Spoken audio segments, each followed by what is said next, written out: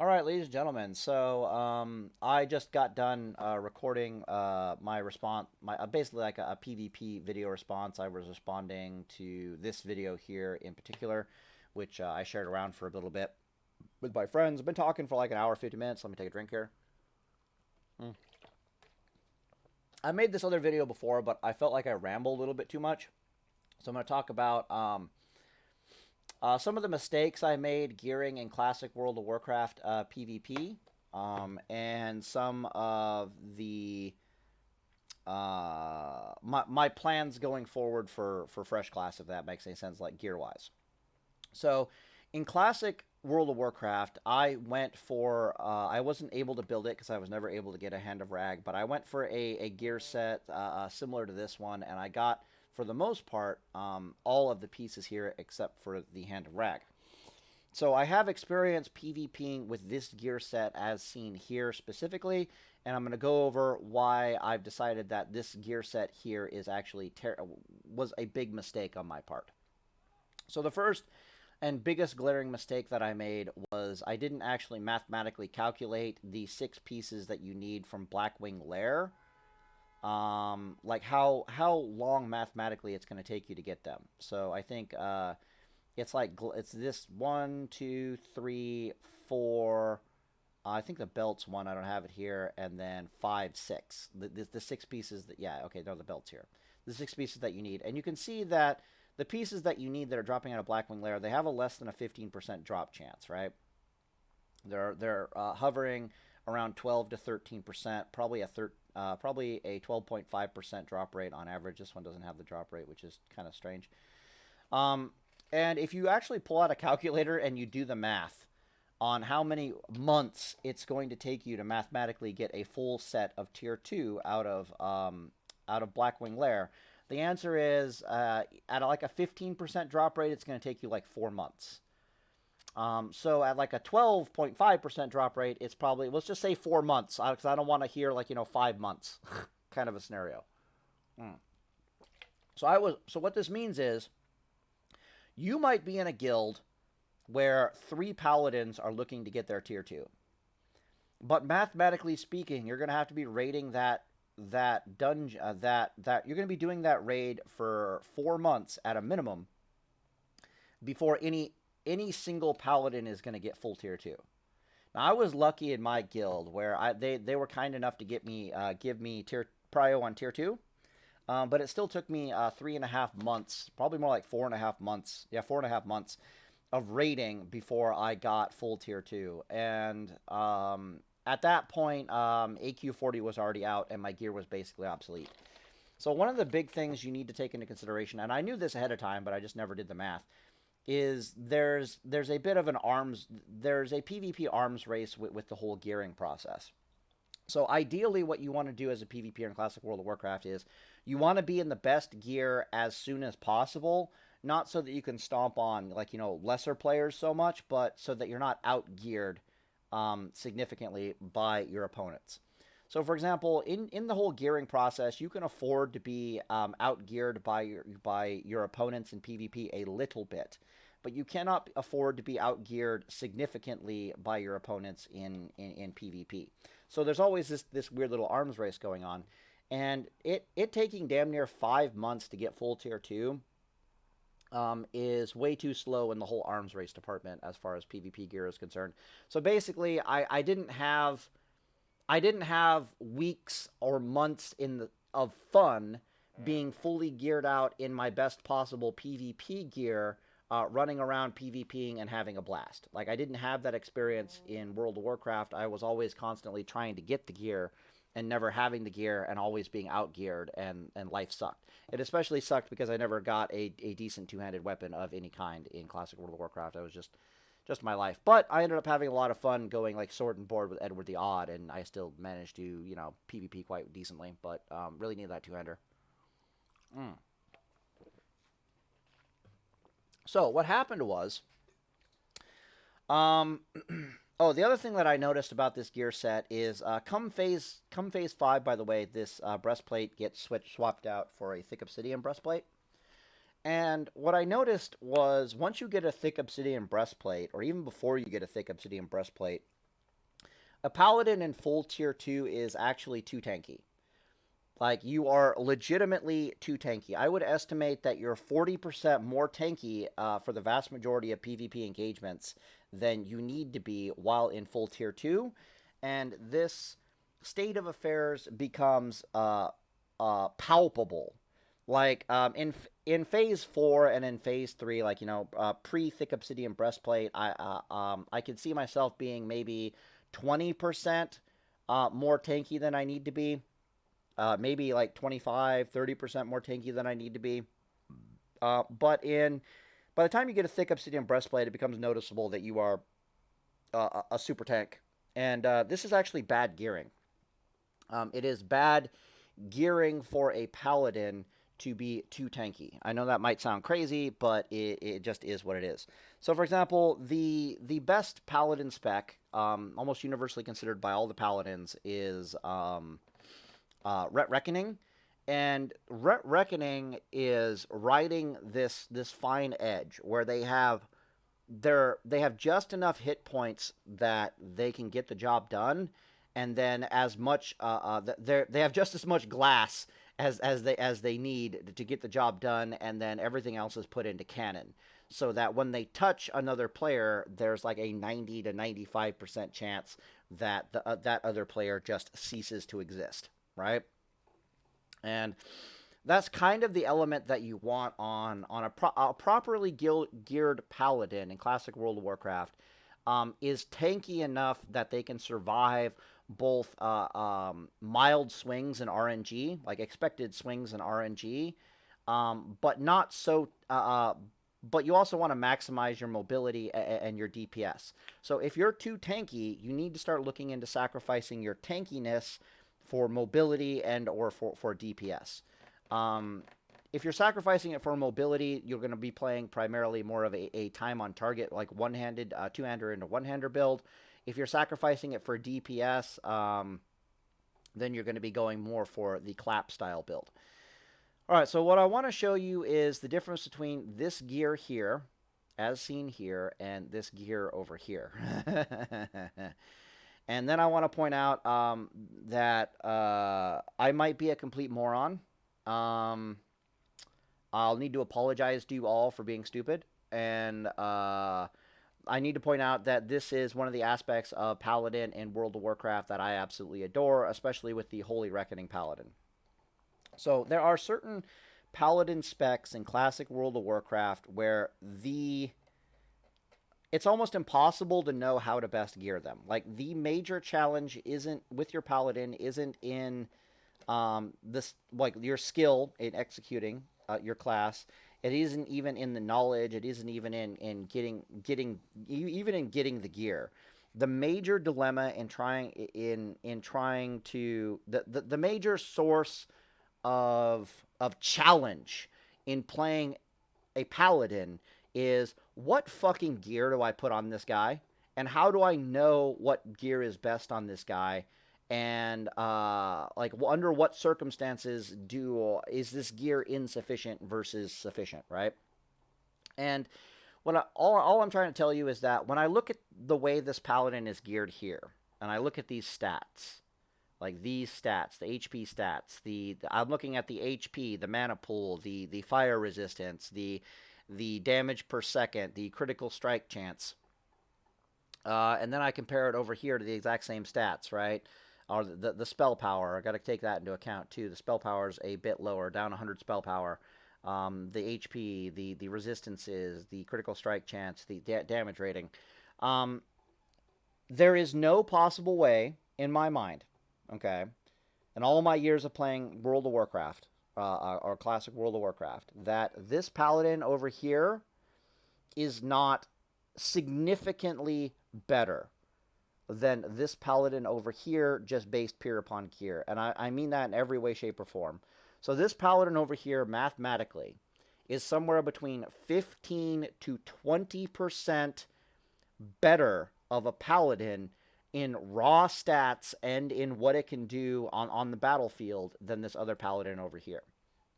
So what I'm trying to tell you is that, how do I put this? If I'm able to gear my Paladin in such a way that I can definitively say that this gear here is 3% better than this other geared, than the way this other Paladin is gearing over here. This is a massive improvement for your Paladin. In my book, a 3% difference is the world to me. So for me to have been making videos for Classic World of Warcraft and basically saying, get this gear for your Holy Reckoning Paladin, but then to eventually realize that this gear over here might be somewhere between 15 and 20% better than this other gear over here, this is a massive, massive fuck up on your boy Palitime's part, and I owe all of you an apology. Like, straight up, I owe you an apology. Now, I've shown the difference between these two gears, and I've made my arguments to Drakova and Talrain, and they tend to agree with me that this gear over here is looking way better for a Holy Reckoning Paladin than this gear over here. So the fact that this even got past me is terrifying. The other thing I need to point out is that this gear is extraordinarily easy to get compared to this gear over here, right? So this gear is super easy to get, theoretically. It just takes you time if you're raid logging, right? You're just raid logging every week. You're just doing Blackwing Lair with the guild. You have some social clout in the guild, so you can get priority on the tier 2. This gear is super easy to get with a minimum investment. It doesn't match the roller coaster of PvP very well to my liking, right? This gear over here, if you have the time to invest, okay, this gear requires this build requires either rank 12 or rank 13. But to note, the difference between this gear being rank 12 and rank 13 is literally 30 hit points and 1% crit. And I can show you that right here. So the piece of gear that I think gets swapped out from rank 12 gear to rank 13 gear is the headpiece. This set actually does use the rank 12 gloves, which is typically the Paladin set piece that everyone is not a fan of. And they get rank 13 specifically so they can get rid of the gloves. But the piece that gets swapped over is the headpiece. Now you can see it's got 21 stamina. And if I go over to the Judgment Crown has 18 stamina. So that's where you lose your 30 hit points.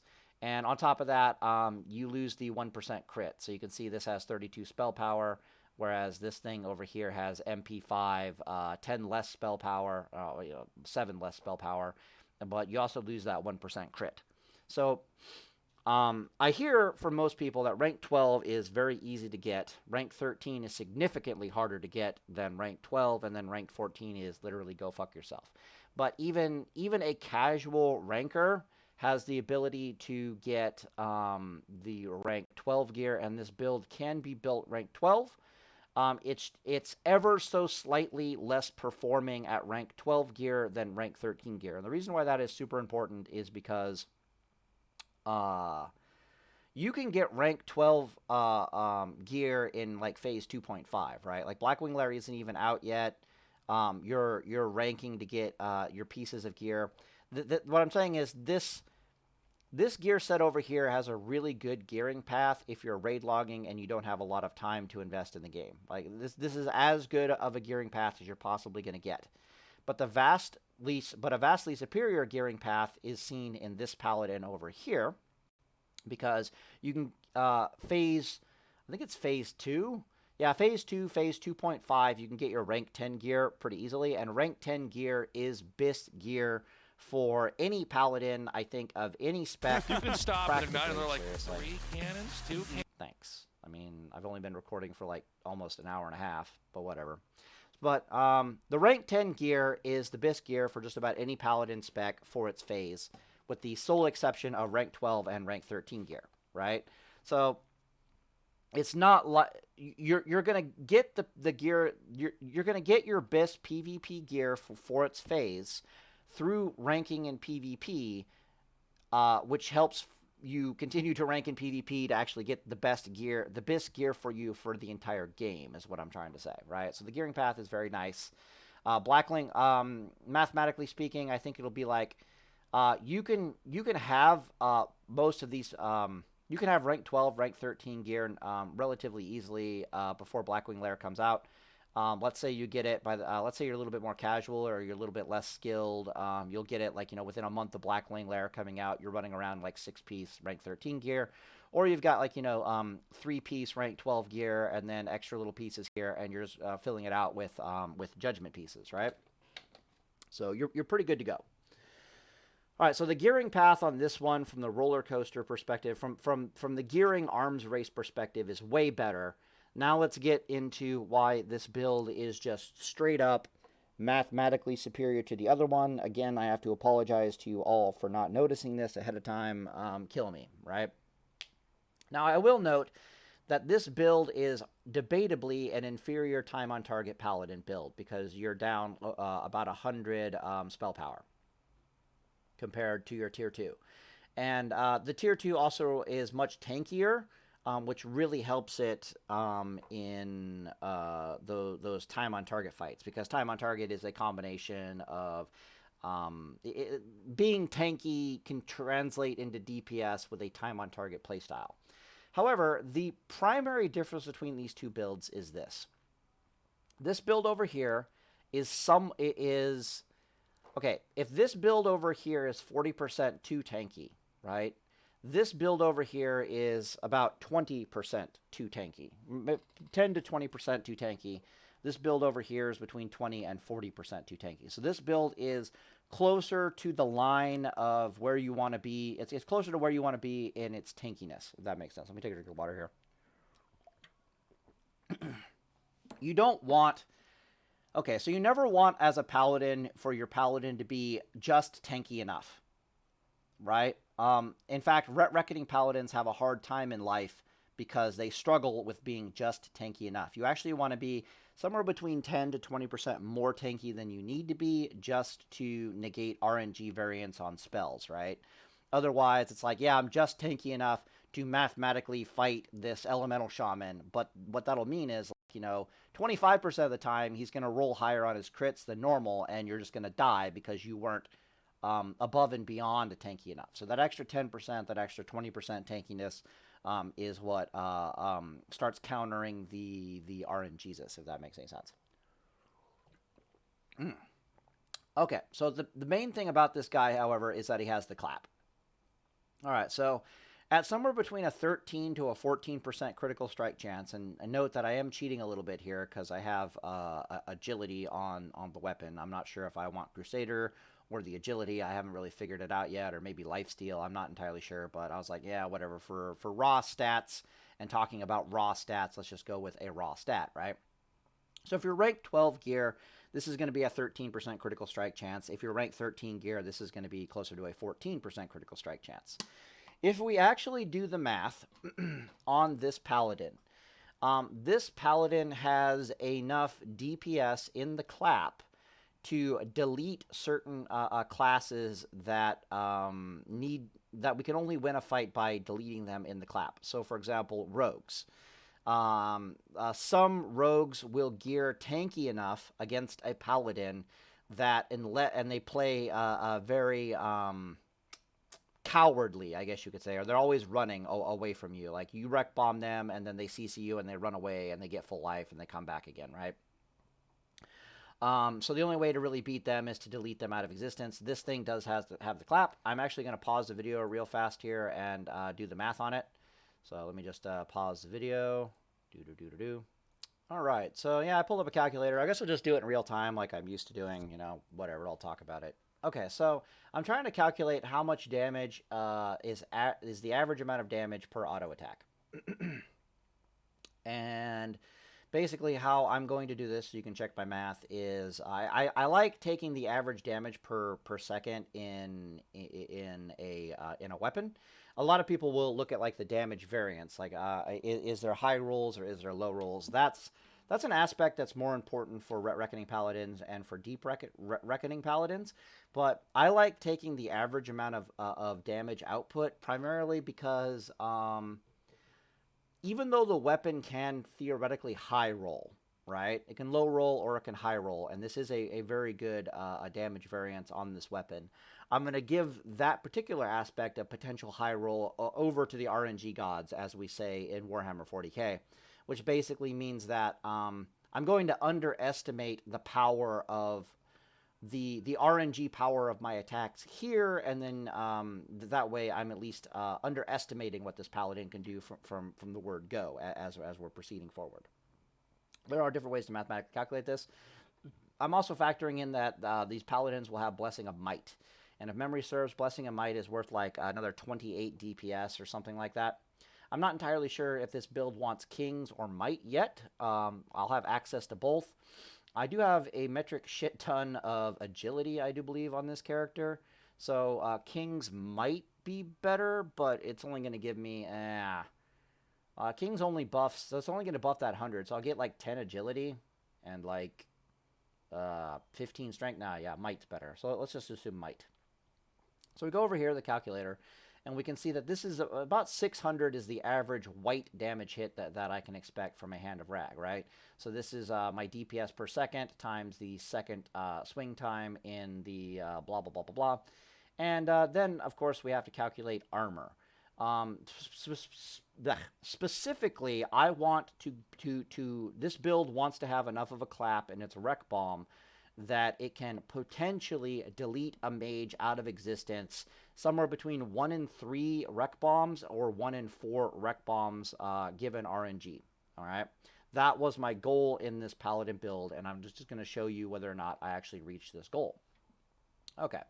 So now I'm going to multiply this by 0.8. So I'm taking 80% of this in total. The reason why I'm reducing this by 20% is because mages wear cloth armor, and cloth armor on a mage in particular means they have somewhere in the vicinity of like a 20% damage reduction. I think in like the best possible gear in the game, it's like a 22% damage reduction. But we've already taken a dead average and not like weapon variants into account. So, we're just going to roll with it, right? Another thing I need to point out in doing your math in classic World of Warcraft PvP. In PvP, there are so many variables with your math that getting you're better off ballparking it plus or minus 10%. Than trying to get like some real raw mathematical correct data. Because a lot of times you might be undergeared, they might be undergeared, they might have a buff on themselves, you might have a buff on yourself, they might have a debuff, you might have a debuff. There are so many different factors that go into it that you just plus or minus 10%. So we're going to assume 20% armor. It should be noted that the other clothies actually have more armor. So for example, the warlocks get a buff that increases their armor amount. Priests get a buff that increases their armor amount. Just about every clothy except for the mage gets a buff that increases their armor amount. What the mage does is they slow your attack speed, and that's like their increase in armor, typically. But anyways, let's continue going. So equals. So you can see, we'll say we're doing about 475. So each white attack in auto damage is going to do about 475 damage. Let's check out the Wreck Bomb. So we're going to multiply that by 5. So now we're going to say we're doing about 2,400 damage on average in white damage per Wreck Bomb. Again, we're just ballparking it here. What else do I want? All right, so now let's calculate our critical strike chance. Here's where things get really interesting. So if you don't know, in order to kill a mage in a Wreck Bomb, you need to do roughly, let me think, it's about 5,000 damage. You need to be able to do 5,000 damage in like less than a second to a mage to delete them out of existence in a Wreck Bomb. How did I get that number? Well, really well-geared mages have like 4,200, 4,400 HP, somewhere around there. And they have a bubble shield that absorbs like another 800 damage. So they're anywhere between needing to take 5,000 and 5,200 damage. The 5,200 damage requirement is super rare. That's a mage that decided that they needed to gear a little bit more on the side of durability as opposed to the DPS, which is almost non-existent, and you won't ever see a mage do that ever unless it's like the top 1% of PvP mages that are having mad respect for what you're capable of doing as a paladin. Like it's super rare. So we just assume 5,000. It's reasonable. Okay, so 2400 if memory serves. Now we're going to calculate weapon variance. So I have a 14% critical strike chance, and I'm bitch slapping this guy 5 times, which means there's like a 70% chance per rec bomb that I will get at least 1 critical strike, right? If you want to know how to calculate weapon variance, like actual odds, and I just do quick tricks. So my quick trick is that 1 in 4 rec bombs, and you can think of it this way for other classes as well.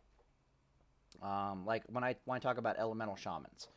So when I think about elemental shamans and their burst, I note to myself that 1 out of 4 elemental shaman bursts will have twice the what I'm trying to explain is 1 out of 4 rec bombs will have twice the amount of RNG go off in your favor. 1 out of 4 rec bombs will have half as much RNG go off. And then the other 2 rec bombs will be dead average high and then dead average low. This is just how RNG works in general. You're best off in thinking of it in terms of 1 of 4 outcomes and percentage chances thereof. So because it's never just there's like a 1 in 4 chance that it's a dead average outcome, and often it's not even a dead average. Maybe it's like a 1 in 5 dead average. But if you did the same line of play 4 times in just about any game known to man, you're going to get 1 of 4 outcomes. You're either going to roll RNG high, RNG semi-high, RNG semi-low, like average high, average low, and then RNG low, right? 1 out of 4 times your RNG high is going to be double your critical strike chance, double your weapon damage variance, double everything in your favor. So anyways. So it should be noted that there's a 70% chance in the rec bomb that at least one of my auto attacks crits. Then I think Hand of Rag. I'm not sure if Hand of Rag. I think it's got like a 5% chance to proc times 2 from like Seal of Righteousness. So you end up with like a 50% chance to proc the Hand of Rag proc. So go over here. We've got, and the Hand of Rag proc is going to give you like an extra 300 fire damage, give or take. Okay. So I have a 70%. Okay. But what I'm trying to say is if I'm trying to kill in a 1 out of 4 rec bomb, I need to double this mathematical variance. Let's also look, is there any other mathematical variance going on in this build? We have some spell crit here. This is the right gear, yeah. Yeah, we have some spell crit. It's possible that your Judgment crits the target. It's possible that your Hand of Sulphurous proc crits the target. It's possible that your Grenade crits the target. It's possible that your Sapper Charge crits the target. If you're using any Burst Trinkets, it's possible that your Burst Trinkets crit the target. It's possible that a great many of additional things crit the target. We're going to put all that into... we're going to give all that over to the RNG gods. So again, you can see the element of me... exaggerating my performance. I went from doing like 2,300 damage per white hit to saying whatever, we're gonna do 2,400, and now I'm putting more stuff into the RNG god bucket. I'm not gonna calculate the critical strike chance on these spells. So now, rather than this being a 1 in 4 rec bomb, it's probably going to be closer to the variance of a 1 in 3 rec bomb. But we're gonna assume it's a 1 in 4 for now. Okay, so equals. And then times 2. So it's important to note that at this point, I've got a 140% chance to get a critical strike in 1 out of 4 rec bombs. We're doing the rec bomb that kills the mage, not the rec bomb that didn't kill the mage. And what does it potentially look like? And there is now a 100% chance that the Hand of Rag procced, like 1 out of 4 times. So what this is saying is 1 out of 4 rec bombs, I'm going to get... what does this say to me? 1 out of 4 rec bombs, one of 2 things is going to happen. I'm either going to get, let me think. Yeah. 1 out of 4 rec bombs, I'm either going to get 2 Hand of Rag procs and no critical strikes, or I'm going to get 2 critical strikes with the white damage, but I'm not going to get even one Hand of Rag proc, if that makes sense. And even that is me dumbing down the RNG a little bit. So that's probably my 1 in 3 hit. My 1 in 3 hit is going to be either 2 critical strikes and no Hand of Rag proc, or it's going to be 2 Hand of Rag procs and no critical strike, or it's going to be 1 critical hit and 1 Hand of Rag proc. And then my 1 in 4 will be 2 critical strikes and 1 Hand of Rag, or 2 Hand of Rags and 1 critical strike. And then we could just keep doing, we can just do the math on this. So if memory served, I was doing like 475 on the auto attack. So probably a dead average result. Because if 2 Hand of Rag procs, I gain 600 damage. If it's 1 critical strike and 1 Hand of Rag proc, I gain 775 damage. And then 2 critical strikes but no Hand of Rag proc, I'm going to get like 950 damage. So somewhere between that 1 in 3 hit, which is either 2 Hand of Rag procs or 2 critical strike procs, or 1 of each, and that higher than average high hit, which is going to be 2 criticals. You get the point, right? Like three somethings versus 2 somethings, I guess you could say. Like, okay, I get 2 RNGesuses come through for me, or 3 RNGesuses come through me, and somewhere in the middle is going to be that extra 1,000 damage. Okay, it's also important to note, yeah, no, we factored in armor, so that's fine. It's also important to note that the rag is not factoring in armor, which is because it's fire, blah, blah, blah. Okay, so we're going to do an extra 1,000 damage. So if you recall, so this is our proc chance damage, either 1 in 3, this is a 1 in 4 average, 1 in 3, somewhere around there. This is our white damage in the Wreck Bomb. Our judgment damage is probably only going to be about 300.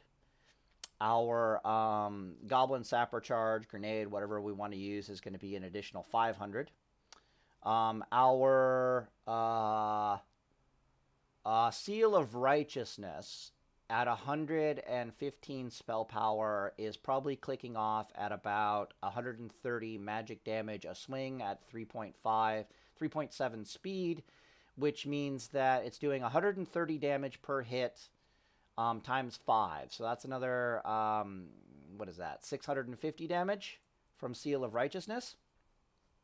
All right, let's make sure we got everything here. So this is proc on weapon / critical strike chance. This is white damage. This is our judgment. This is our grenade or sapper charge, whichever one we're using. We might have had to use the grenade to close with the target. Maybe not. Who knows? And then this over here is our SOR damage. Am I forgetting anything? Let's press equal. Let me think. I always forget something. Like, I literally always forget something. So let me pause the video here and just seriously consider. Yeah, no, I don't think I forgot anything. Okay, so what we're basically seeing is that given all the things that we've given over to RNGesus, right?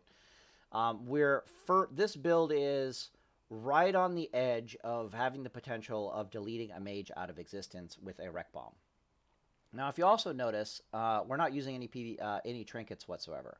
So the moment you throw on like a Black Hand's Breath, an extra 2% critical strike chance, or a Hand of Justice, or just simple PvP trinket like a Rammstein Bolt, or some kind of burst trinket like a Goblin Bomb Dispenser. I usually like to keep these trinkets empty, just assuming that I'm going to need to use the trinkets to even be able to get the Wreck Bomb on the target in the first place.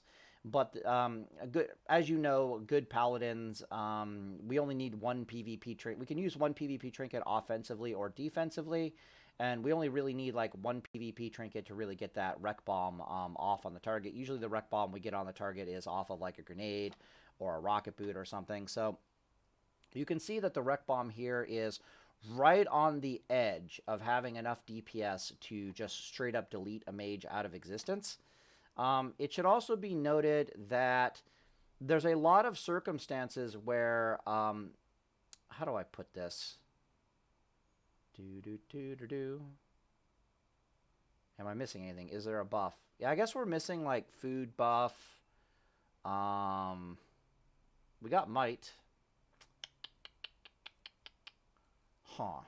No, you're right there. So I'm actually, I feel very okay. So the reason why I feel so confident in that this thing has the clap against mages is because this paladin over here.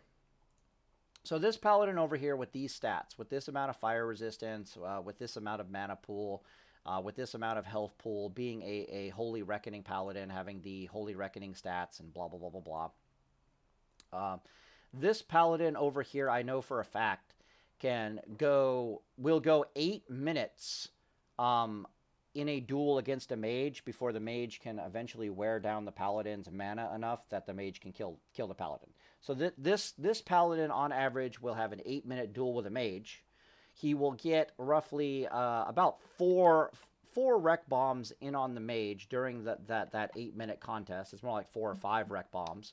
But he doesn't actually have the variance in the weapon damage to actually kill the mage. Like, he doesn't have it.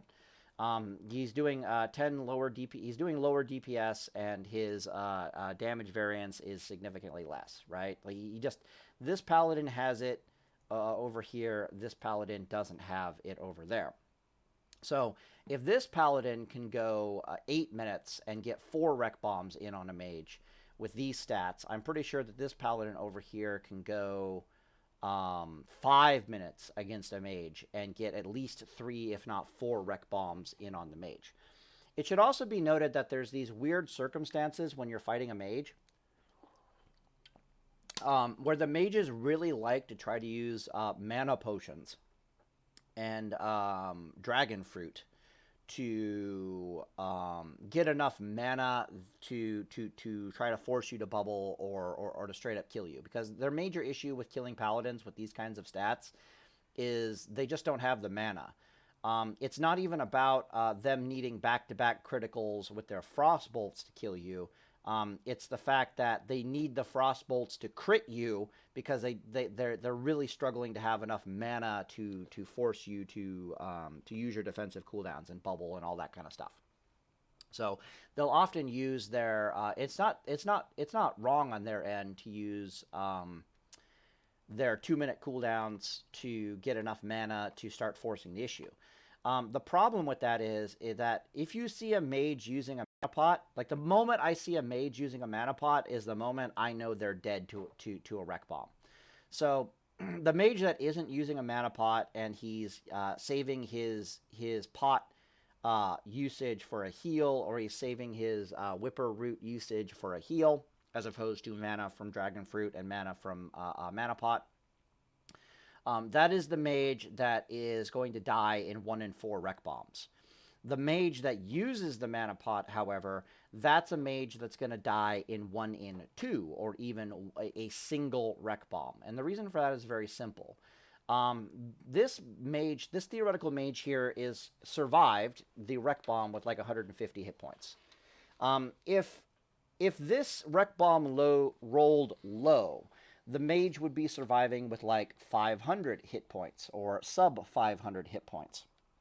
And the reason why that is important is because if a mage doesn't have access to a healing potion or to whipperroot healing, like the instant healing capabilities, and the mage drops below, the mage drops into Hammer of Wrath range, you can kill them very easy as a paladin. They're straight up dead.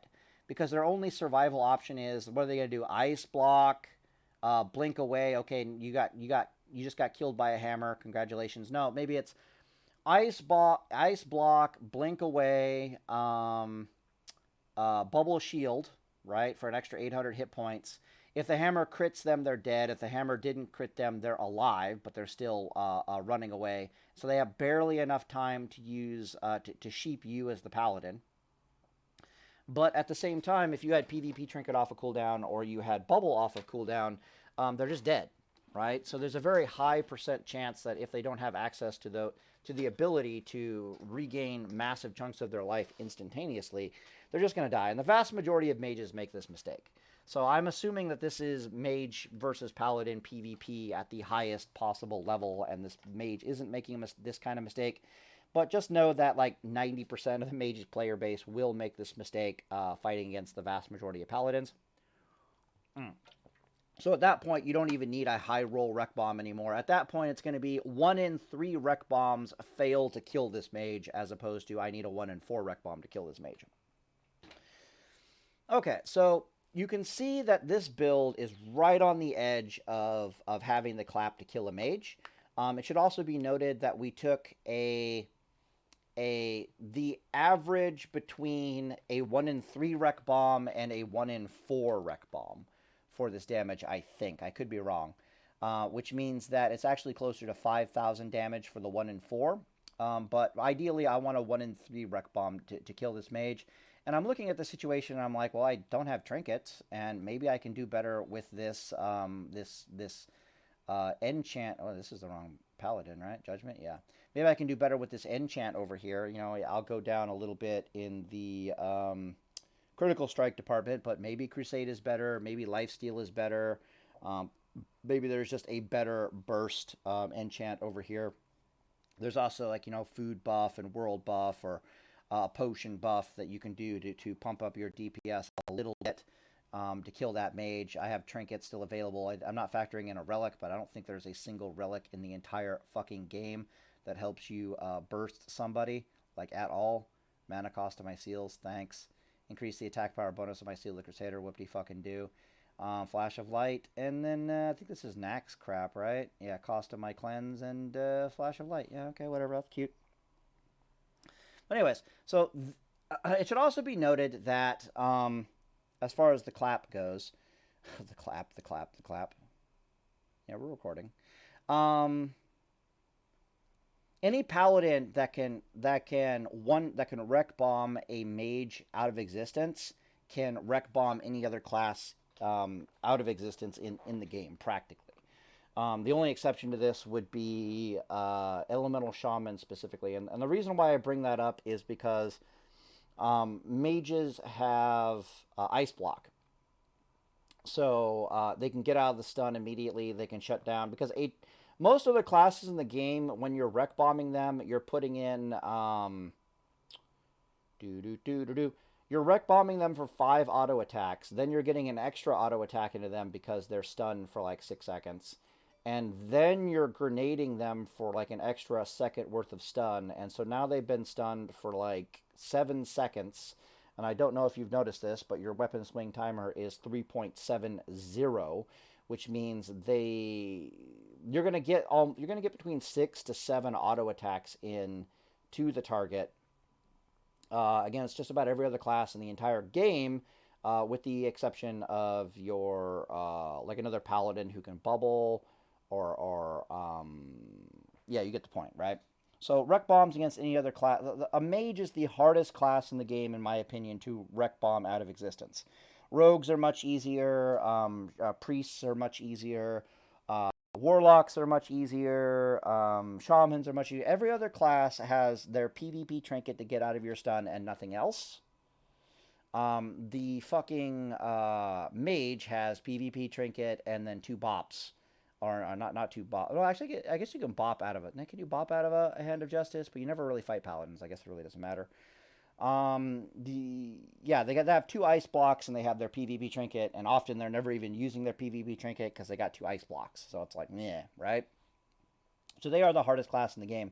So this clap improves significantly in ways and goes down significantly in ways. Like, for example, against a rogue, I think rogues have a little bit more armor, but not by much. And you start adding additional things to this. So my point is, this is enough clap that a rogue has a 1 in 2 chance of being deleted out of existence. Either you get good RNG or you don't get good RNG, and the rogue is either there or not there, depending upon the gearing of the rogue, kind of a thing, right?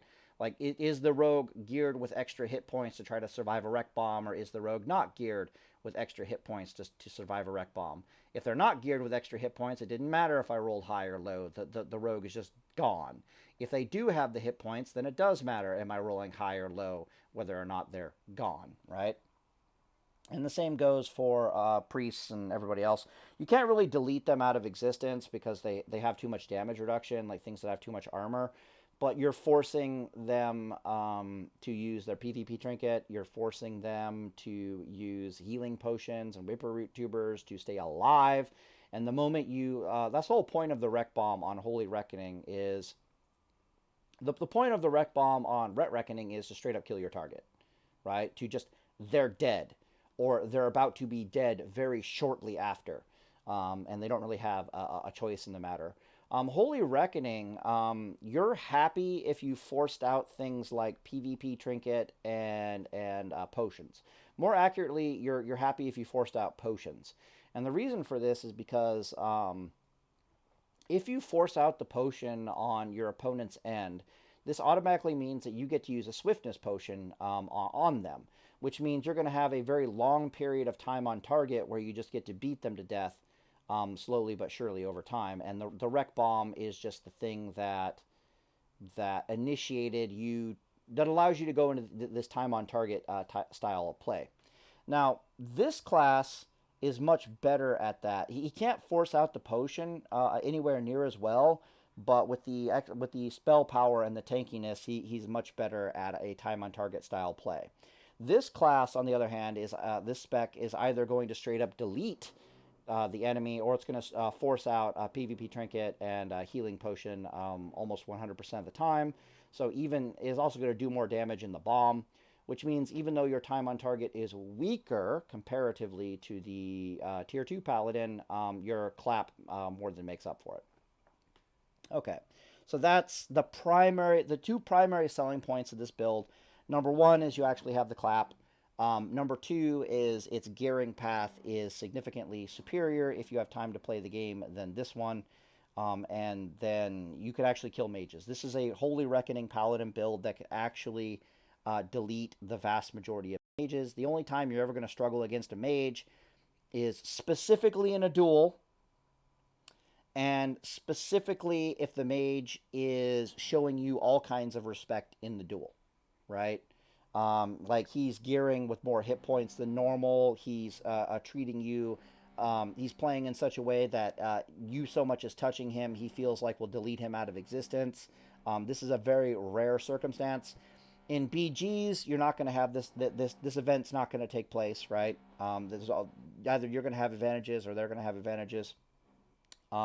In open world PvP, they can't sheep you because you can just get your paladin pet to chew on your butt for a while. You know, you have consecrate, so you can keep him any mob in world PvP to deal with sheep, to counter sheep, and this thing has the clap, and it's got movement speed enhancers. It's not using PvP trinkets. Yeah, so let's talk about this thing's durability. Interestingly enough, 5,000 hit points is a little low for a paladin of this type.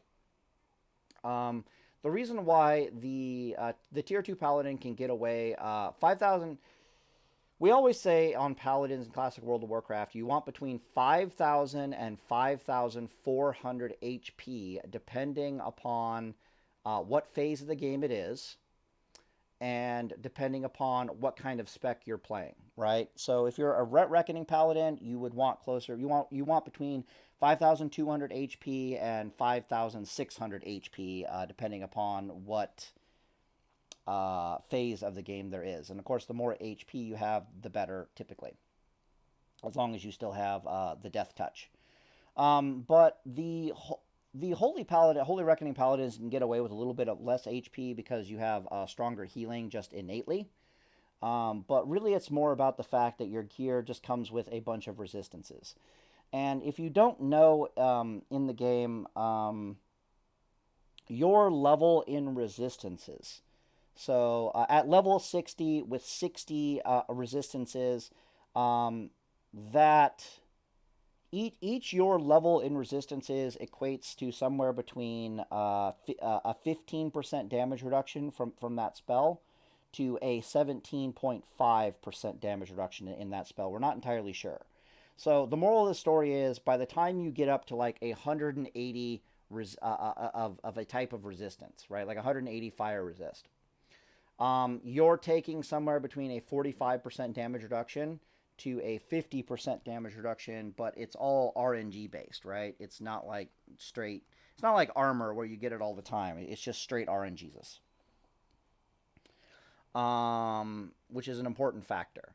So the tier 2 set comes with a rather hefty amount of resistances. So you have 406 shadow resist when you want it. You've got like 91 frost resist when you want it. You've got Jesus, let me think. 156 fire resist when you want it. So this frost resistance, if you turn on frost aura against like a mage, that's like that's a 90. So that's what is that? That's like 15 plus like 8%, so you're sitting at like a 3%. Yeah, somewhere between like a 23 and like a 25% damage reduction at 90% at 90 frost resist against a frost mage. So even though you don't have like 5,000 blah blah blah, you have enough HP is what I'm saying if you factor in the resistances. Same thing if you're fighting anything shadow, we have more than enough HP if you factor in the resistances. Not only that, it's the resistances on top of your increased healing capability and your spell power, and it's just this is why this thing doesn't fucking die. Then of course the fire resistance is monstrous, whether or not you have the aura up or not. And the exact same scenario plays out over here, but it plays out more interestingly because you notice that your shadow resist sucks, your frost resistance sucks, but you're kind of all in on the fire resist. And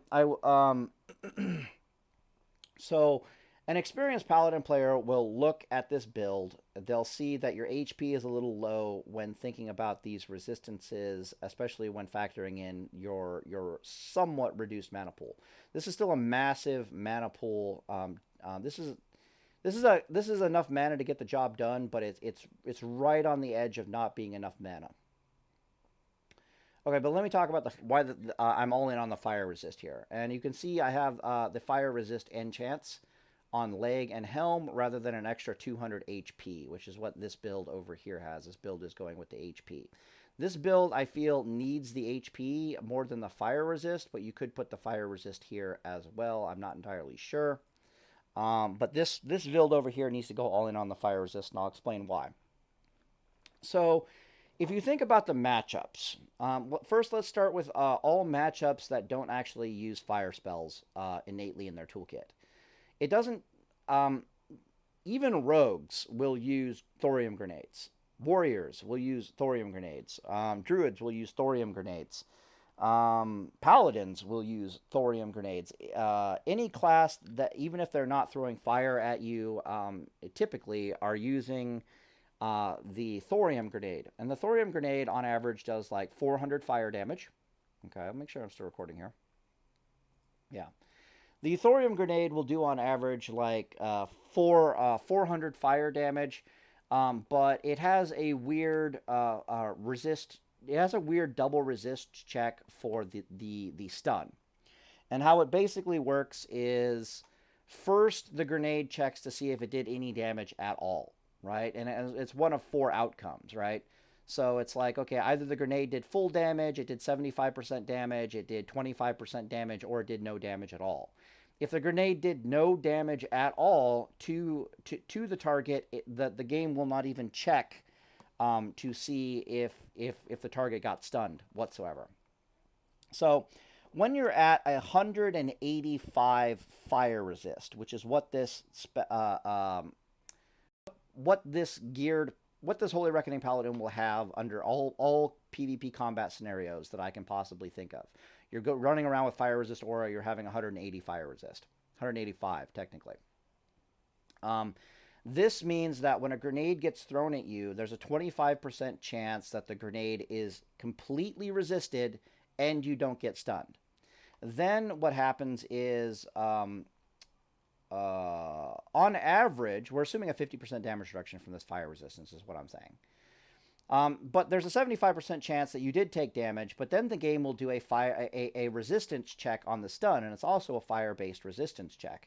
And at 50% fire, at 180 fire resist, you have a 50% fire damage reduction, which translates into you having a 50% chance to resist that stun. Which means, I do believe, that somewhere between, you're going to resist the stun on the grenade somewhere between 2/3 of the time, or I think it's like 70% of the time, or something like that. We can do the math on it real fast here, I guess. So if 4 grenades get thrown at me, one of them is just straight up not going to do any damage. So we got to minus that one out of the equation. And then of the 3 that got through, only half of them are actually going to stun me. Okay, so we got to add 1 there, 2.5.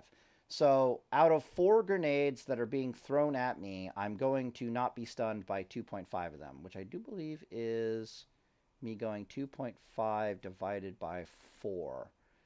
Yeah, so almost 2/3 of the time. Maybe it's not that much. I don't know. We'll assume 2/3 for the sake of my mental sanity.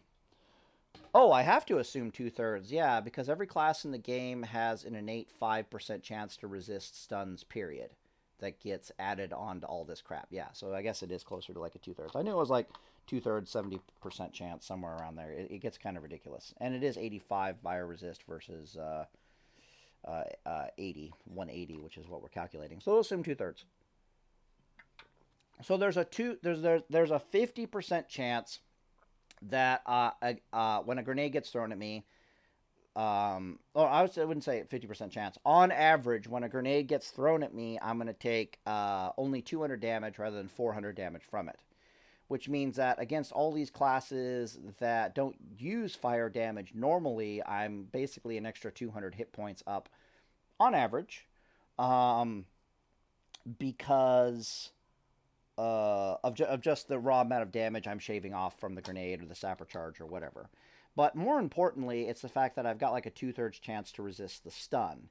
Because usually how you die to like a rogue or a warrior or a druid or even a shaman or a bunch of other, even a mage, is you're going for the heal, you're holy lighting yourself. All they have to stop you from holy lighting you is this grenade. And so they throw the grenade at you, and while the damage the grenade does is bad, usually it's the 3-second stun that is infinitely worse. Or there's this PvP scenario where you're chasing the target, you're physically on top of them, you're about to kill them, they throw a grenade to stun you, they get distance, and they survive to heal the full and come back and fight you again. So again, there's this 2/3 chance that the stun just doesn't work, and next thing you know, you're either way healthier than you have any right to be under these circumstances, or your enemy is just straight up dead because you resisted the stun and they didn't. It gets even dumber. So the biggest problem paladins have in PvP is actually physically getting to our target. Our best weapon for physically closing the distance between point A to point B and getting to the target is our grenade, right? So I stun them for 3 seconds, I can cover the distance, and now I'm in melee range, and how do they get me off of them? Well, if they can see my grenade with, like, how do I put this? That's fine for a wreck bomb, right? Like, the grenade can almost always guarantee the wreck bomb, because you stun them for 3 seconds, you run over there, you get 1 auto attack into them, and then they grenade you in return, and then they get distance away from you. So the grenade can almost always guarantee the wreck bomb, but the grenade cannot guarantee that you're still physically on top of the target after the wreck bomb. However, if you have a 2/3 fucking chance to resist that grenade, suddenly your grenade becomes about as reliable as a source of distance closing with your target as a repent. And that is worth its weight in gold on a Reckoning Paladin or any Paladin in my book. So there's all kinds of advantages to resisting these damn grenades. And they usually result in a substantial PvP advantage for you. Either in you being alive and not dead, or you suddenly having all kinds of offensive potential. Alright, so let's talk about the classes that actually do use fire damage. The burst heavy classes where having such low HP could be a problem. All right. So specifically, we're talking about Elemental Shaman, Frost Mage, because Lord knows Fire Mage isn't going to be a problem, and there's There's one more. Destro Lock. Or Warlocks in general. Well, Destro Locks and Warlocks in general are going to have just straight up problems getting through the fire resist. They're also not going to enjoy the grenade issues. So the way a Warlock really tries to kill a Paladin 9 times out of 10, like the Destro Lock is just going to struggle with the massive amount of fire resist that you're running around with, period. He's just going to have problems. If you had a Mithril Insignia trinket on, he's going to have super problems. It's like dueling a fire mage at that point. It's like, yeah, he can lower your resistances by 75, but it just doesn't help. This is just too tanky of a spec with too much fire resist for a Destro Warlock to really do anything. The normal Warlocks hate the fact that the grenade has a 2/3 chance to be resisted, because their kill combo for a Paladin is usually to do damage to you, to silence you, to grenade you to stop you from healing, and then they force out the bubble, and they rinse and repeat the whole process, right? But if you have a 2/3 chance to resist the grenade, trying to go through that whole sequence twice with 2/3 chances to resist the grenade is usually not going to happen, and so they really struggle. They really need the grenade stun to kill a tanky Paladin like this, and they're not going to be happy about the clap either. Okay. So let's talk about Elemental Shaman and Frost Mage. So a Frost Mage theoretically doesn't have to use any kind of fire damage on the Paladin whatsoever until you actually look at the sequence of events that a Frost Mage has to engage in to kill a Paladin, and you realize that, oh yeah, he's going to be using a grenade and at least 1 fire blast, if not 2 fire blasts, to try to kill you. So the sequence of events for a Frost Mage is: they frostbolt you, they frostbolt you, they frostbolt you, they frostbolt you. While they're frostbolting you, you're flash of lighting and holy lighting, or holy lighting and flash of lighting yourself over and over again. What the mage is looking for specifically is they're looking for at least 2 back-to-back frostbolt criticals. When they get those 2 back-to-back frostbolt criticals on the Paladin, out comes the counterspell. Now, your play as a Paladin on your end is you're waiting for the back-to-back counters criticals as well, and then your response is to stop your healing immediately, so that they can't counterspell you, and or more accurately, you're healing in such a way that so it's like, my heal goes off right before I get hit with the Frostbolt. My Holy Light goes off right before I get hit with the Frostbolt. My Holy Light goes off right before I get hit with the Frostbolt is the ideal circumstance. But whatever, it's very easy to do. It's not like you get back-to-back critical striked with Frostbolts and then immediately counterspelled, and you didn't have the ability to foresee what's happening or cancel your healing and blah blah. Anyways, moral of the story is, when you get back-to-back Frostbolt criticaled, your first course of action is to freedom yourself as a Paladin, and then to start healing yourself. The reason why you want freedom on yourself is because if you don't have freedom on yourself, you're dead. Because they're going to counterspell you, they're going to slow you, they're going to blink forward, they're going to keep pumping frostbolts into you, and you're going to die.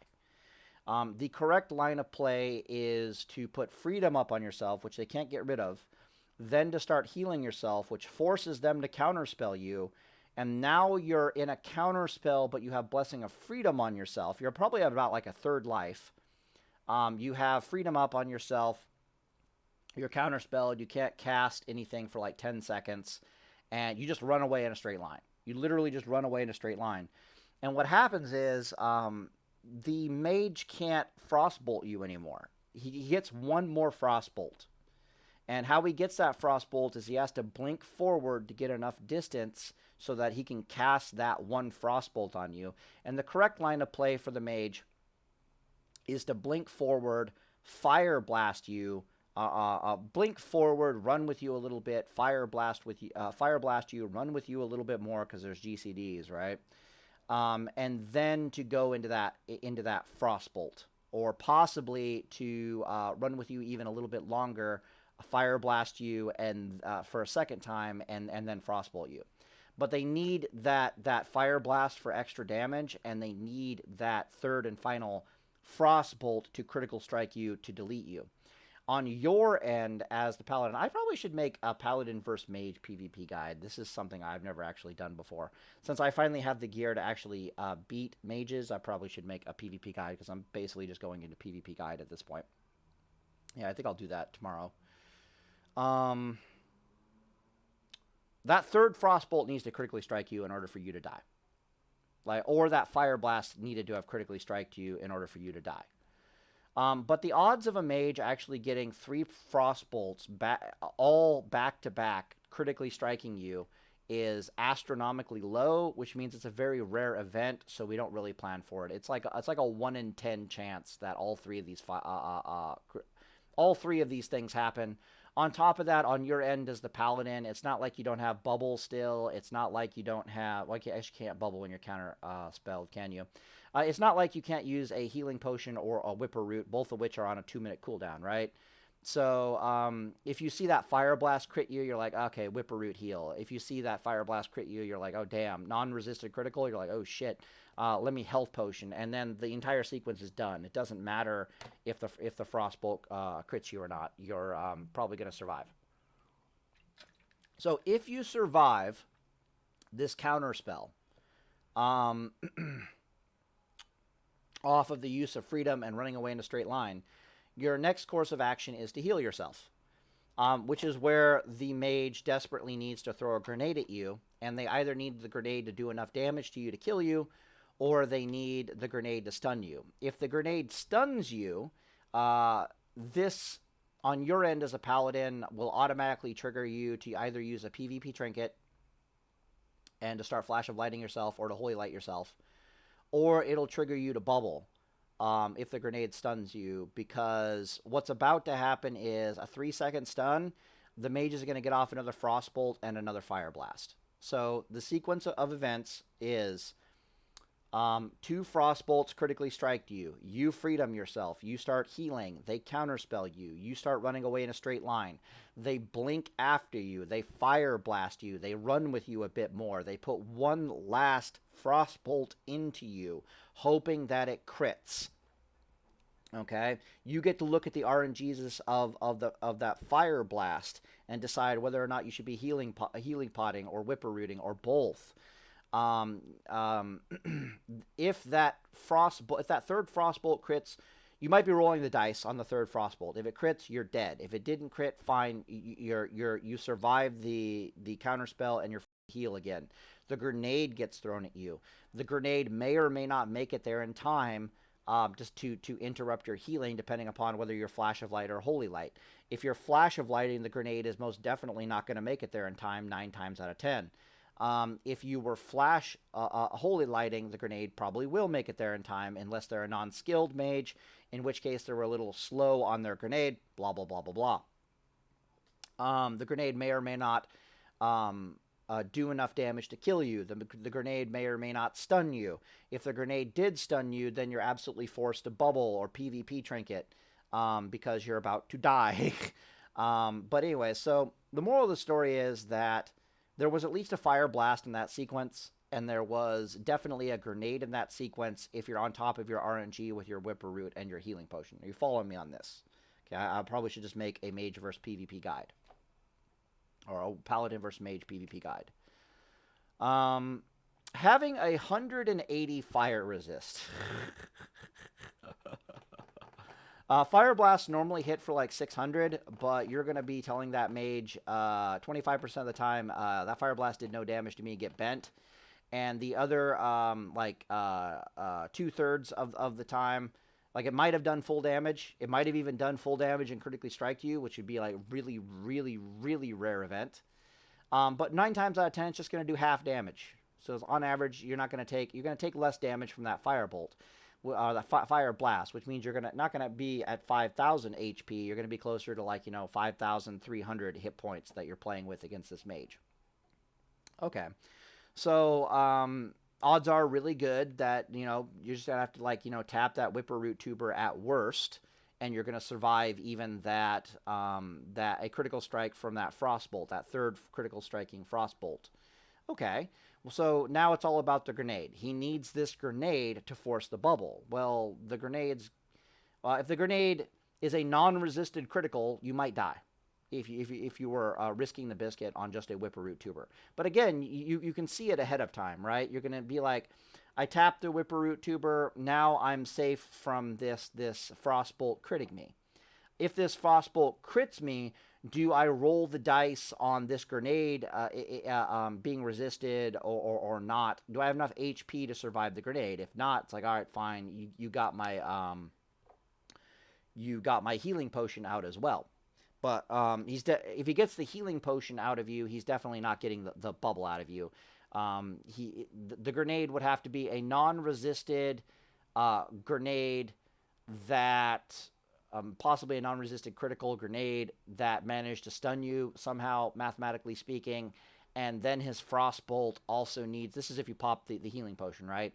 And then his frostbolt also needs to be a critical. So now we're looking at like 5 frostbolt criticals, or there's another fire blast in there or something. So it's just mathematically not possible, and at any point in time you can still bubble.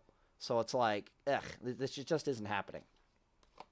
The moral of the story is that you're going to mathematically 90% of the time survive to the point where the mage absolutely needs to get that grenade stun on you. And there's a 2/3 chance the grenade stun is going to whiff. And on top of that, you still have options on your side as the Paladin. So let's say the grenade stun doesn't whiff. Okay, cool. You forced out my bubble. Congratulations. But this is like a 1 in 10 or like a 1 in 20 event or something. It's going to be super rare that the grenade throw is forcing out your bubble. Like super rare. Or maybe it forces out your PvP trinket and you're like, okay, take my PvP trinket and I'll just heal potion. Okay, what now? Right? Didn't even force out your bubble. Very rare event. Very happy with this RNG in this line of play. So this is more than enough HP to get the job done. This is also why this fucking tier 2 Paladin takes a mage 8 minutes to kill. Because the tier 2 Paladin still has a respectable amount of fire resist. He's running around. Well, typically what happens is I go frost resist aura, and between the 90% frost resist aura, the 96% fire RNG, the math pans out very similarly that it's extraordinarily difficult for the mage to kill. So with the 90 fire resist, suddenly the frostbolts critting or not critting isn't the equation. It has to be like, how much was it resisted or not, and did it crit or not becomes the key and critical component. You can see this in some of my TBC dueling videos where I have frost resist aura up, and I'm super dead to the mage, but then, suddenly the resistances start coming through. And the mage can sit there and think, oh, you're super lucky, the resistances saved you. But mathematically speaking, the resistances were going to come through at some point. They just came through at the last minute kind of a scenario. And it's like, no, technically math says I should be okay to roll these dice.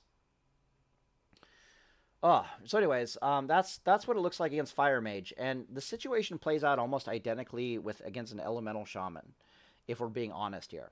So the way an Elemental Shaman kills Paladins, and in most classes, is off of the grenade stun.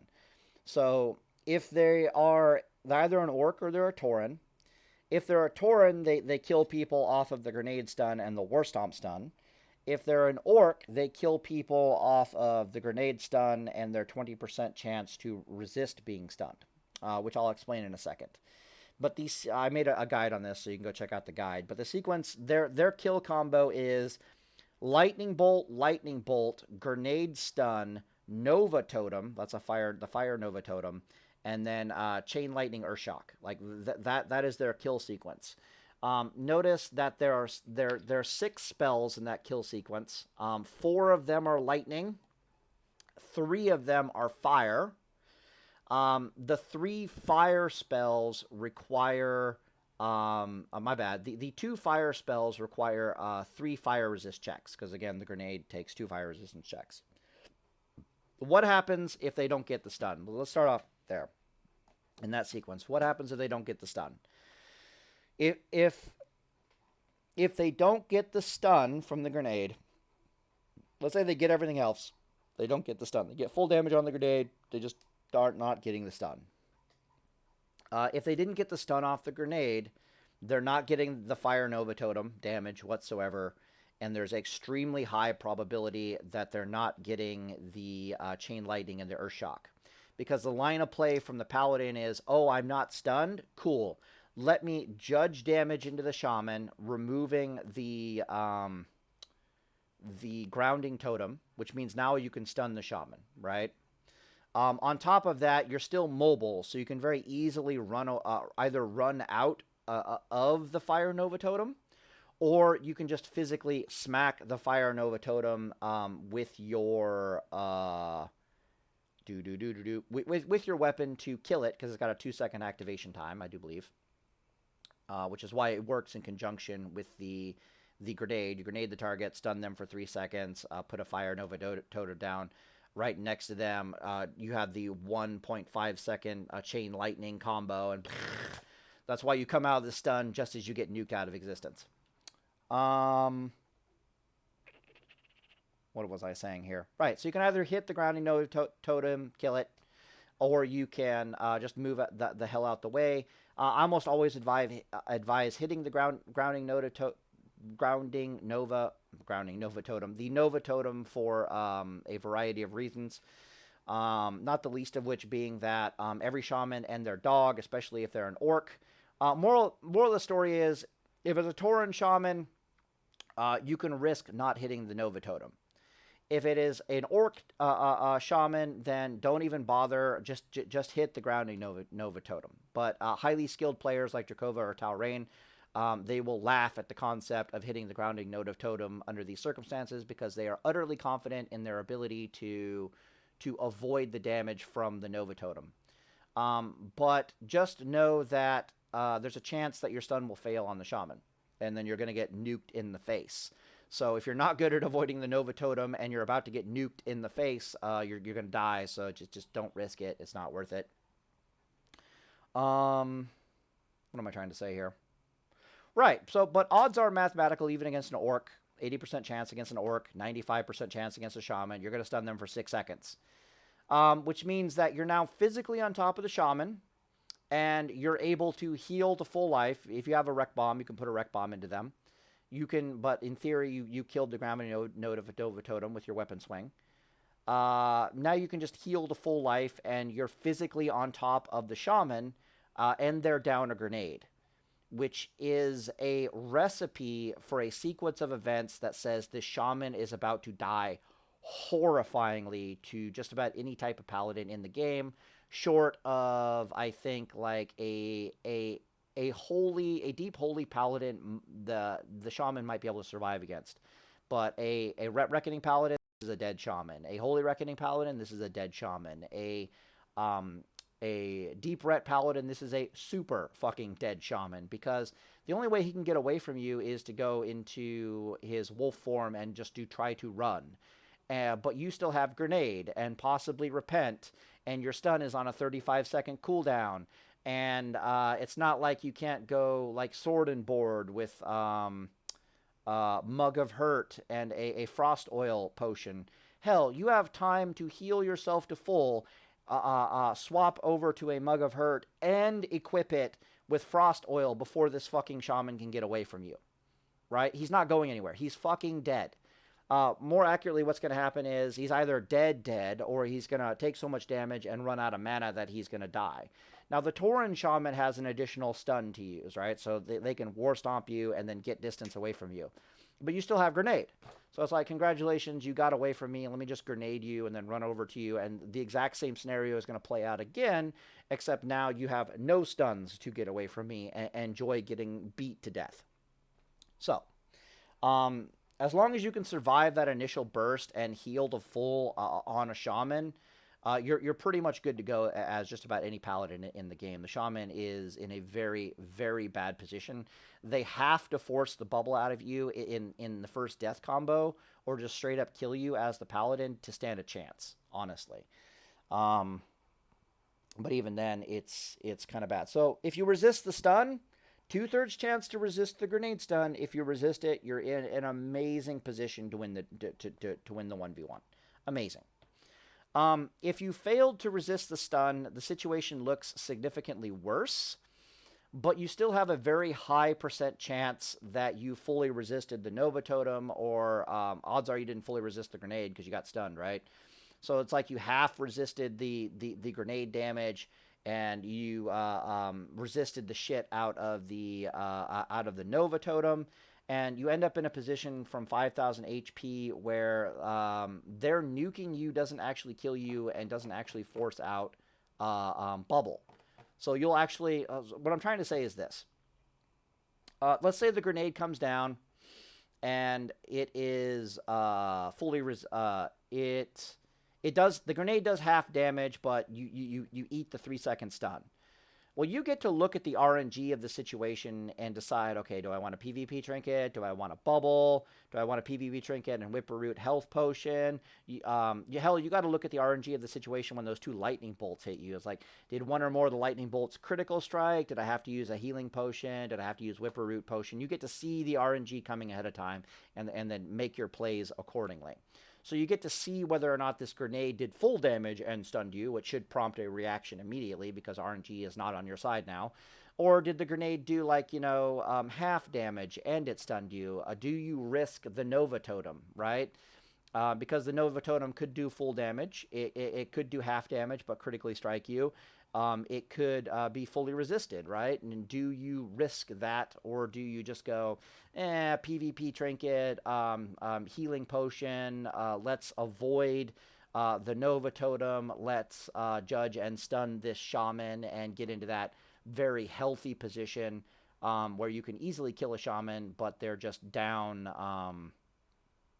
but where they're down a grenade. Now, it should be noted that the shamans can, of course, PvP trinket your stun, but more importantly is the fact that their grenade is not available to them anymore. You're physically on top of them, and you've dealt with the Nova Totem, which is, again, why I advocate for killing the Nova Totem. I'm starting to remember now. Because if you don't kill the Nova Totem and they were running PvP trinket, they'll trinket your stun, and then walk towards their Nova Totem, start running through their Nova Totem and try to get distance away from you and them. And you can't really follow them through the Nova Totem, right, without taking it to the face and possibly getting nuked, because you need to heal yourself. Whereas if you smacked Nova Totem, stunned Shaman, and then Shaman immediately PvP trinkets, you still have all the room in the world to heal to full and to catch back up to the Shaman and to give him the business with the slowing weapons. Whereas before, you don't really have that kind of room. But it's there. It's just different. I don't know. Pick your poison. I suppose you could just pump them with a wreck bomb and then immediately start healing yourself. But then you have to try to run away from the Nova Totem. It's kind of annoying. There's wasted seconds there in exchange for hitting the Shaman versus the Totem is what I'm trying to express. So yeah, you can roll with the RNG with this gear, but the vast majority of circumstances, like 75% of the time, you're going to resist that. You're either going to take so much reduced damage from the fire, or you just get... RNG is not in the Shaman's favor is what I'm trying to express. Okay? So 5,000 hit points with this much fire resist is more than enough hit points to get the job done. When Phase 5 comes out, this Field Marshal breastplate gets swapped into a thick obsidian breastplate, and then the Shaman is really boned because RNG is really, really in your favor with a thick obsidian breastplate under those PvP circumstances. And a lot of Shamans won't even have enough magic pen gear to compensate for the fact that you're still running 185 fucking fire resist, which means that worst case scenario, they're reducing your fire resistance by like 60 or maybe like 160. But they have to use the Eye of Mode PvP trinket to do that. And it's just kind of like, it's just not in their favor. The thick obsidian breastplate alone, you could have 0 fire resistance a thick obsidian breastplate, and this is still enough stats to really worry an elemental shaman in phase 5. The fact that you have fire resistance on top of all these stats just pushes it over the edge. Like, it literally just pushes it over the edge. And we haven't even started using PvP trinkets against this damn shaman yet, right? So it's not like you couldn't run Burrower's Shell trinket for another 900 hit points, or even like a Fire Reflector and a PvP trinket, that kind of a thing, and just stuff. Or even the trinket, I think it's Fire Emblem. Fire... Okay, there we go, Blazing Emblem. I knew it was an emblem. Or you're not even running like a Blazing Emblem. Increase fire resistance by 50 and reduces all fire damage taken by 25 for 15 seconds, right? This is possibly better than a... Ooh, this might be good. Increase fire resistance, right? No? Where's my fire resist? I know one of these trinkets increases your healing and fire resist. But yeah, so this will give you another... against that shaman, 65 fire resistance. Like, good luck penetrating that. Like, it's just not going to happen. Fire... where's Reflector? Reef. Hyper, Radiant, Flame, Reflector. There we go. So, dual fire reflectors you can get up. But honestly, I'm more... I would go with the Emblem. The Emblem is just a much better PvP trinket here under these circumstances, because it's like, let me just get massive fire resist and just literally tell your grenade and everything else about you to go F itself. Okay. Yeah, and we talked about Destro Warlock. Destro Warlocks also have massive issues. So against Destro Warlocks in general, it's perfectly acceptable for you to bubble to kill their pet. Like, perfectly acceptable. But when you start getting enough fire resistance and fire gear and so forth and so on, it stops becoming an issue. You can actually roll the RNG on their Soulfire, and it'll be like 75% of the time their nuke just won't work. And the reason for that is because, like, you didn't even use bubble to kill their pet, right? So you're just sitting there and they're nuking you. Well, there's like a 35... if memory serves, their nuke consists of like either 2 fire spells or 1 major fire spell and then 1 lesser shadow spell, like a shadow burn or whatever it is. But think about it from their perspective. They need this fire blast to not only hit you, the soul fire to not only hit you, but to crit you. And then on top of needing it to hit you and crit you, they need it to not be resisted. They need it to be a non-resisted critical strike. The odds of it being a non-resisted critical strike, even with you being reduced by 75 fire damage, is very low. That's like a 1 in 3 possibility that it's a non-resisted critical strike. Even less than that. It's like a 1 in 4, 1 in 5, or something like that. So it's like, you can just eat the soul fire is what I'm trying to say to you. Now, can you eat 2 of them back to back? I don't know. I do know that there's a fraction of a second in between Succubus, or maybe there's not. I don't know. But yeah, so you can just eat the soul fire, or you can just bubble. But if you have any kind of fire resistance trinkets going on here, there's not a chance in hell for the Destro Mage to win. The more interesting duel where this, or fight where this gear fails you, like straight up fails you, the fire resist is borderline worthless, but it's still very useful, is against a Shadow Priest. So again, the Shadow Priest kill combo revolves, just like a Warlock, it revolves off of a silence and the grenade stun, right? So they're going to blast you with magic, burn your mana, blast you with magic damage. Then they're going to silence you for 5 seconds so you can't heal. Then they're going to grenade stun you after that to further prevent your healing, and they're going to hope that forces out the bubble, right? And they're going to force out the bubble with that. Then they're going to run away and reset the fight and come back in and do it all over again when you don't have bubble and kill you. Well, if you have a 2/3 chance to resist their damn grenade, their kill combo starts to fail. And when their kill combo is failing them, shit starts getting real fast for them. More importantly, this build over here has enough shadow resist that you can easily fight a Shadow Priest and win. Sword and board, the whole mana regen thing. You know, I made a guide, blah, blah, blah. Go ahead and see it. This build does not have enough Shadow Resist. Like, he literally doesn't have enough Shadow Resist to fight a well-geared Shadow Priest. However, Shadow Priest is the only other class in the game, other than a Paladin, who has the lowest, as low of mobility as a Paladin. Like, Paladins and Shadow Priests are the lowest mobility classes in the entire game, which means that against any other class in the game as a Paladin, you cannot run away in a straight line from them and expect to be able to just run away forever. The only other classes a Paladin can run away in a straight line from and just do that forever and ever and ever are other Paladins and a Shadow Priest. Because Shadow Priests have no ranged slows whatsoever outside of like a 20-yard range, and the Paladin can easily cleanse and freedom that off of them. So you can just run away from a Shadow Priest in a straight line indefinitely. Why would you want to run away in a straight line? Well, to drop combat and to get into some damn Shadow Resist gear. So worst case scenario against a Shadow Priest, you run away from them, you throw your grenade back at them to get even more distance away from them so you can drop combat and then get into some Shadow Resist gear, and then they don't stand a chance. So I never really worry about fighting Shadow Priests because at the end of the day, you can just turn and run, and if they let you drop combat even for a split second, you can get into enough Shadow Resist gear that it's not a problem. And this build is on the cusp of having enough Shadow Resist gear, so it'd be like 2 Shadow Reflectors, and you're good to go. I think Shadow Reflector is like, I want to say it is 20 resistance per Shadow Reflector. Yeah, it is. So you'll just easily get enough Shadow Resist. Maybe you have bits of tier 2 you can throw on, and you're just like, okay, let's go. All right, so in conclusion, this Paladin has the clap.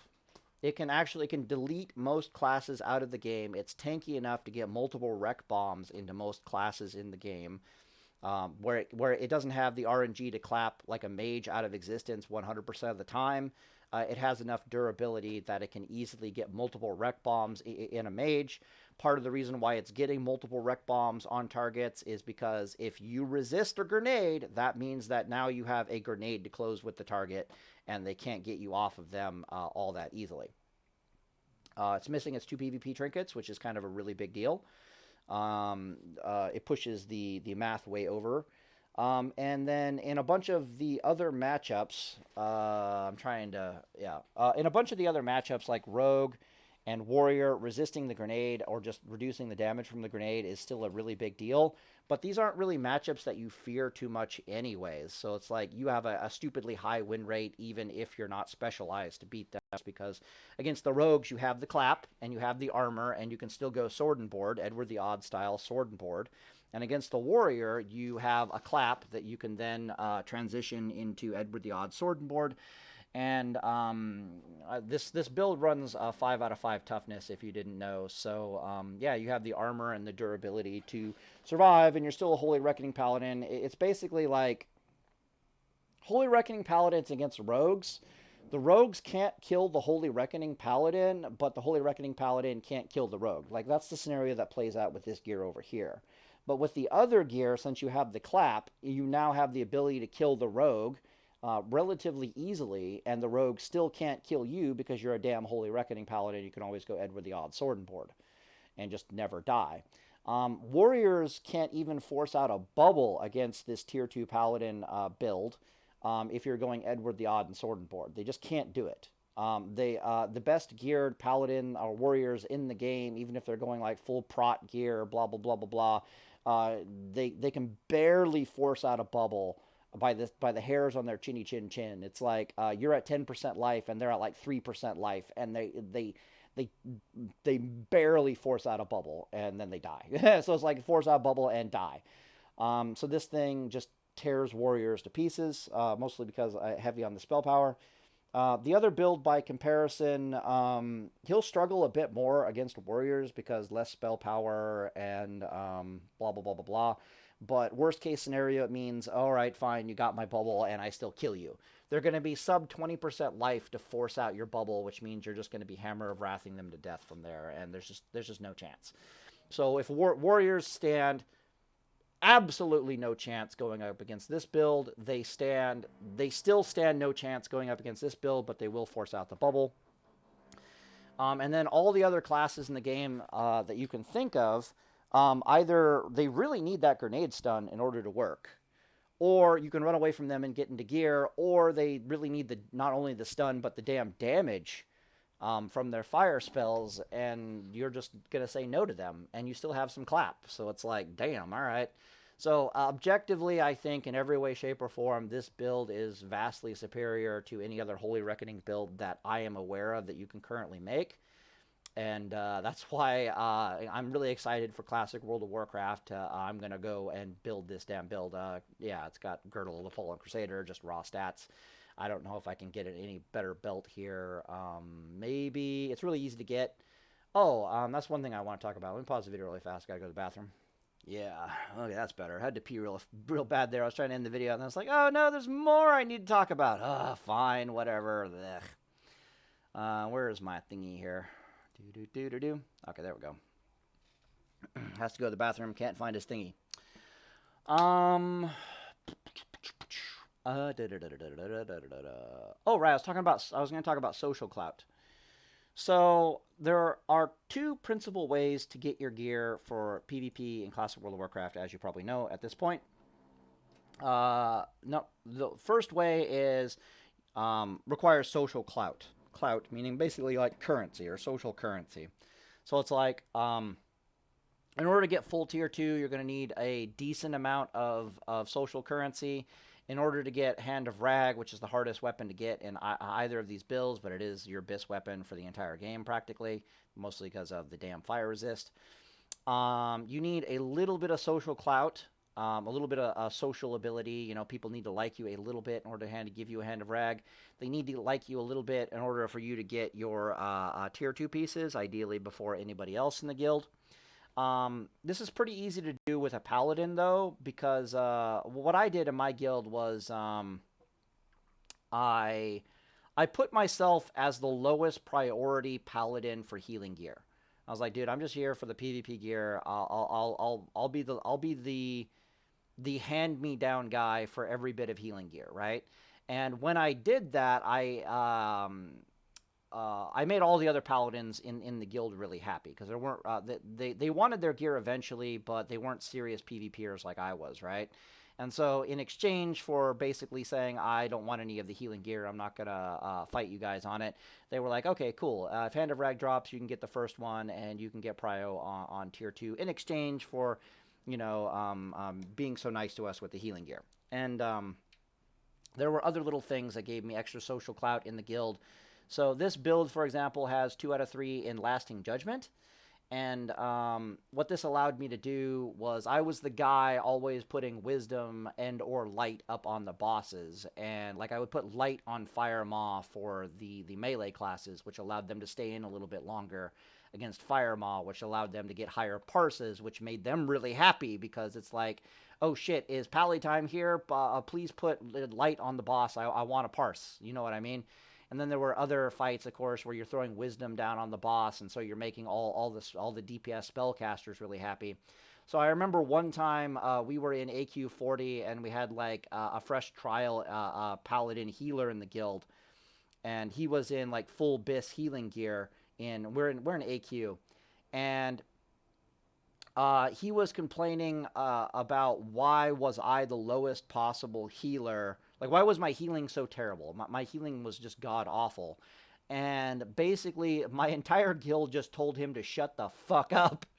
Because at that point, they basically loved me because it didn't matter if I had shitty healing, I was the Lasting Judgment guy.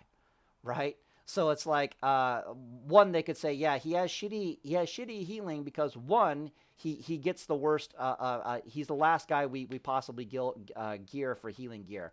And number 2, he's the Lasting Judgment guy, therefore we all love his ass. So, you know, you get some social clout there, kind of a thing. But anyways, gearing this build takes a little bit of social clout. It's not too terribly bad. Judgment Belt, Hand of Rag's probably the hardest to get. I was going to say the hardest piece to get is your Dragon's Blood Cape, but it's very easy to start swapping out different gear pieces and get the same effect. So let's go over here, right? Dragon Blood Cape, okay? So, for example, I've got this ring here. It's just a holdover ring, like, you know, it doesn't require any social clout to get. But you can get a Don Julio's. There we go, right? So you can replace this ring with a Don Julio's very quickly. It's got almost the exact same amount of stats. You don't lose critical strike. You have 1% hit. Next thing you know, since you have 1% hit, you don't need this Onyxia Tooth Pendant anymore. It's taken there primarily because it has fire resistance and the 1% chance to hit. But you can replace this with a more stamina or / resistance heavy neck piece. And then suddenly you can do without a Dragon's Blood Cape. Or maybe you go stamina here, and rather than a heavy stamina Dragon's Blood Cape, you get more of a different cape with resistances. So it's very easy to... You don't need a lot of social clout. This Dragon Blood Cape is the one item that requires the most social clout to get out of any cape, out of any item in this entire build. This requires nothing. The tier 2 requires very minimal socialist clout. Social currency, I guess you could say. The Hand of Rag is almost always given to Paladins. Since you're the Holy Reckoning Paladin that is probably going to be using Lasting Judgment, they're going to fucking love you. So they'll probably be, hell yeah, here's your Hand of Rag. Congrats. It is your best weapon for the entire game. Congrats, congrats. And you can easily use different rings and different neck pieces to get the same effect, right? Very low social clout needed in this build. All right, this is the one that requires... So there's very low social clout needed in this pure judgment set. There's even less social clout needed in this gear because the vast majority is coming from PvP gear, right? So you need even less social clout. So at most, you need enough social clout to get a Hand of Rag. Like that is legitimate. I would say Hand of Rag, and then to get priority on judgment pieces that you desperately need, of which there are only... This one, it comes from Blackwing Lair. This is from Blackwing Lair. The boots are from... I think there's only 3. Yeah, so you need 3 pieces of tier 2 and a Hand of Rag, and maybe a Ring of Reckoning, which is also easy to get, as your social clout. This is extraordinarily small amounts of social clout. You can easily tell the other paladins, hey, put me lowest tier for healing gear. Just give me a first pick on these 3 judgment pieces, and they will kiss your feet, basically. And everybody else is going to love you because you have lasting judgment. Ret Reckoning, by comparison, okay? Ret Reckoning requires enough social clout that you might as well be the Guildmaster in order to fully gear out a Ret Reckoning Paladin properly. And then, on top of needing enough, needing to be border... You either need to be the Guildmaster or you need to be the Guildmaster's pet, right? In order to get enough social clout to get the gear you need as a Ret Reckoning Paladin in Classic World of Warcraft. And on top of that, you still need to rank to at least rank 12, if not rank 13, in order to get the 3-piece set bonus for this, for the reduced Hammer of Wrath, or you need to get Title Charm or Arena Grandmaster Trinket, which also requires some social currency to get, because you're not just going to walk out there alone and get those pieces. Or, according to Jakova, you need to wait until AQ 40 is out and somehow get enough social clout to have Avengers, right? As he says you can work off of Avengers rather than anything else, but again, that sucks with the whole roller coaster thing. That means you had to wait all the way to Phase 5 before your build finally comes online, and the game is technically already dying at that point. So it's like, ugh. So from an ease of gearing perspective, yeah, this is an amazingly easy Paladin to gear from an ease of gearing perspective, which I'm super looking forward to. This build also might be so good, like it might be so effective as a Holy Reckoning Paladin build that it might give Reckoning Paladin a run for its money as the best possible Paladin build that you can do for PvP. And I do not say that lightly. Now, admittedly, if you have access to all the gear in the game, the Ret Reckoning Paladin, or this build right here will do in about between a minute and 30 seconds what a Ret Reckoning Paladin will do in less than 30 seconds, right? Both Paladin builds will absolutely murder their enemy in the 1v1 in a very short space of time. Just that the Ret Reckoning Paladin will do it in a significantly shorter space of time. It'll do it in less than 30 seconds, 30 seconds or less, whereas this thing will need between a minute and 30 seconds to massacre. But it doesn't change the fact that both Paladins are somewhat on par with each other for the purposes of being able to of their win ratios and what classes they can kill and what classes they can't kill. This Paladin here, as seen here, might be the best Paladin in the game. And the only reason why I would say that is because Ret Reckoning Paladins actually have a bit of a mismatch up against Prot Warriors that are geared very defensively. Like and they struggle a little bit against mages, but not that much. So my point is, I can think of at least one spec/class in the game that a Ret Reckoning Paladin can theoretically struggle with, which means they need an entirely another specialized gear set, usually reserved for tanks, to deal with, which is even more social clout required. Whereas this Holy Reckoning Paladin, as seen here with this gear, there's almost no class in the game that it cannot 1v1 and win, and more importantly, 1v1 and beat in a relatively timely manner, which is the main issue with this class over here. So, or this build over here. So this build over here, there are classes in the game that it just can't deal with. Frost Mage. Absolutely cannot fucking deal with a goddamn Frost Mage because I cannot delete them out of existence. So I'm slowly but surely going to die to a Frost Mage. End of story. Every other class in the game, this class and spec in the game, this build will murder. But a lot of times it takes a long time to kill them, like 2 minutes and 30 seconds, 3 minutes, 5 minutes in order to win that duel, or that 1v1, which often isn't really acceptable, right? Time to kill is a serious factor. This asshole, on the other hand, can kill those damn mages. It can kill anything else, and it can kill them faster. So it's like, damn, the end has a better gearing. There's just nothing not to love about this Paladin build. I am so excited to try to build this thing. So anyways, I'm in the video here, and Davis Volt.